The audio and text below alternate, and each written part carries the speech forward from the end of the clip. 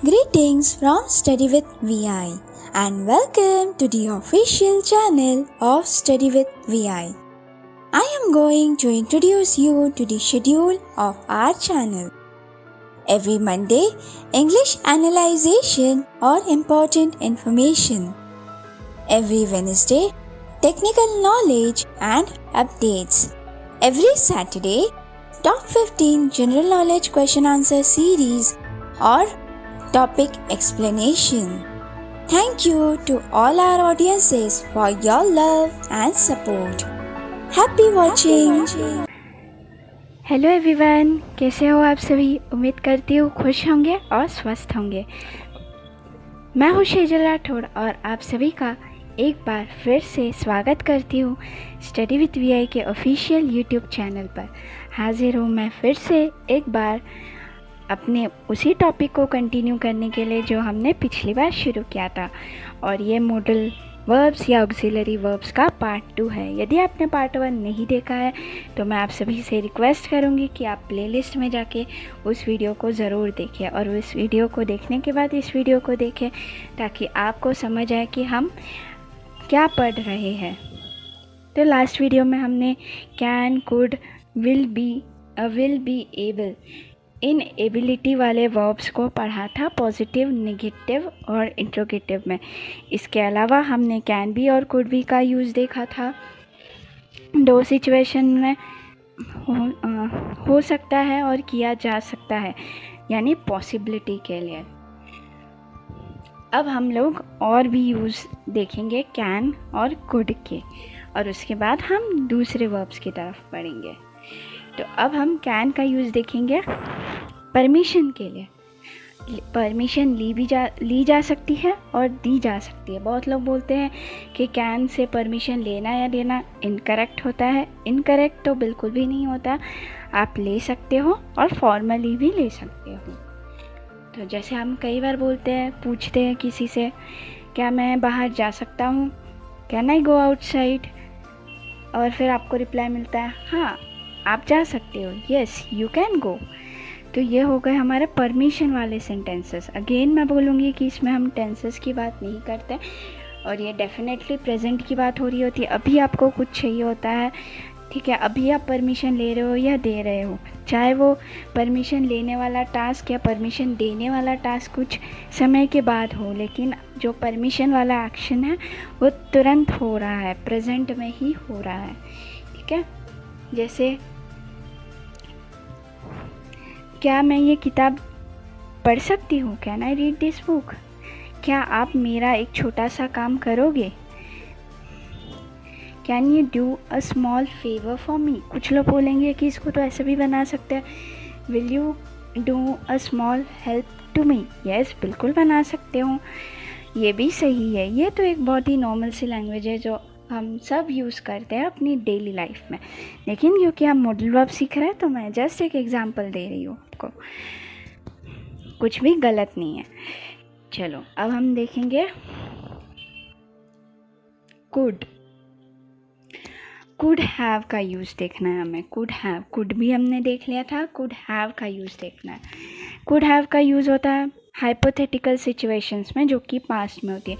हम कई बार हाइपोथेटिकल यानी क्या, काल्पनिक होती है, ऐसा कुछ हुआ नहीं होता है या हो नहीं सकता है। वो जब आप सोचते हो, सिर्फ सोच सकते हो कि काश ऐसा होता, अगर ऐसा होता तो ये आज मैं ऐसा होता। हम कई बार नहीं बोलते अरे बचपन में मैंने ये किया होता तो आज मैं यहाँ होती या होता।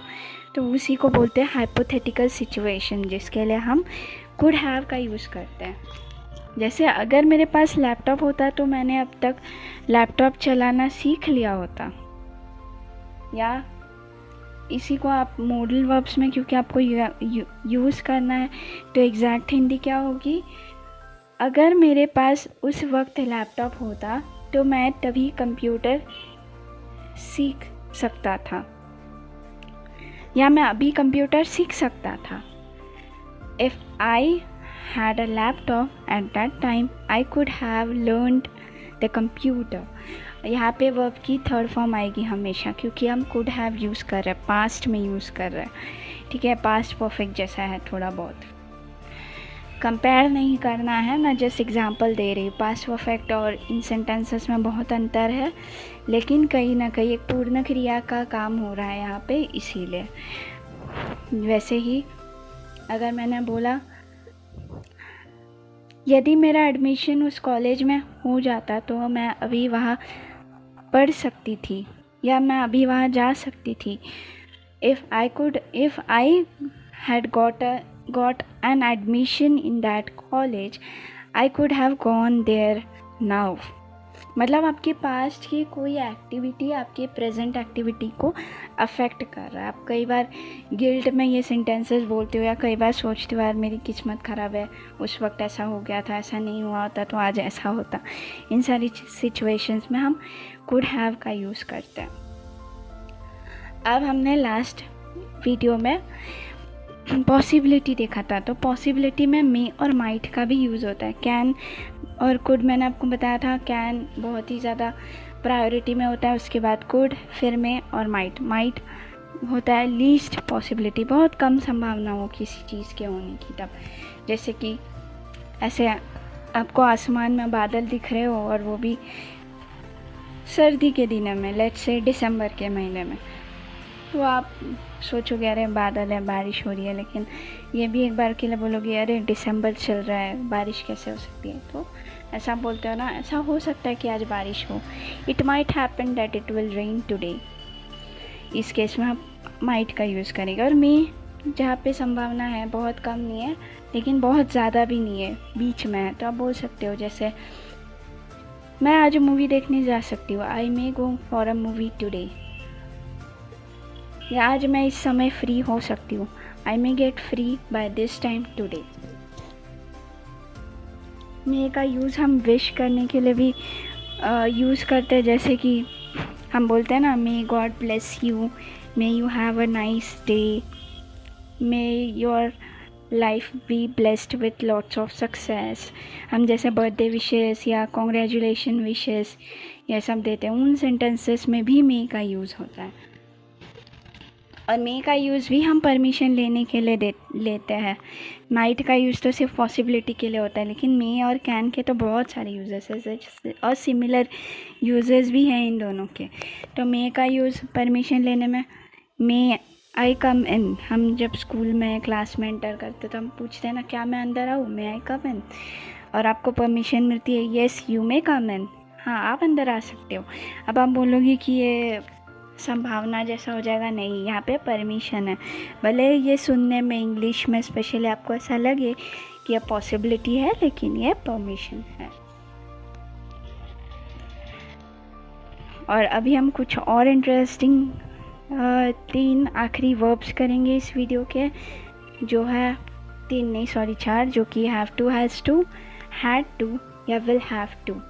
अब आपको कोई चीज़ करनी पड़ती है किसी सिचुएशन के कारण, ठीक है, कुछ भी हो सकता है, किसी ने बोला इसीलिए आपको करना पड़ रहा है, मजबूरी में करना है, जो भी हो, बस आपको करना पड़ रहा है, वो दिखाने के लिए हम have to, has to, had to, will have to इन वर्ब्स का यूज़ करते हैं। अब कैसे करेंगे? Have to, has to present में यूज़ होता है, हैड टू पास्ट में यूज़ होता है, विल हैव टू फ्यूचर में यूज़ होगा। Have to I you we they इन सब्जेक्ट्स के साथ, और has to he she it name इन सब्जेक्ट्स के साथ। जैसे मैंने बोला मुझे आज पढ़ाई करनी पड़ी, I have to study today. उसे आज न्यूज़पेपर ख़रीदना पड़ा, he has to purchase a newspaper today. उसे बाहर जाना पड़ा या उसे कल बाहर जाना पड़ा था, he had to go out yesterday. हमें कल आना ही पड़ेगा, we will have to come tomorrow. तो ये थी हमारी आज की वीडियो। आई होप आपने इन्जॉय किया होगा और कुछ नया सीखा होगा। आपको कोई भी डाउट्स हो, कोई भी टॉपिक पे आपको वीडियो की रिक्वायरमेंट हो, तो आप हमें कमेंट में बता सकते हो। वीडियो पसंद आए, इन्फॉर्मेटिव लगे तो वीडियो को लाइक एंड शेयर करना और हमारे चैनल को सब्सक्राइब करना। Thank you for watching this video.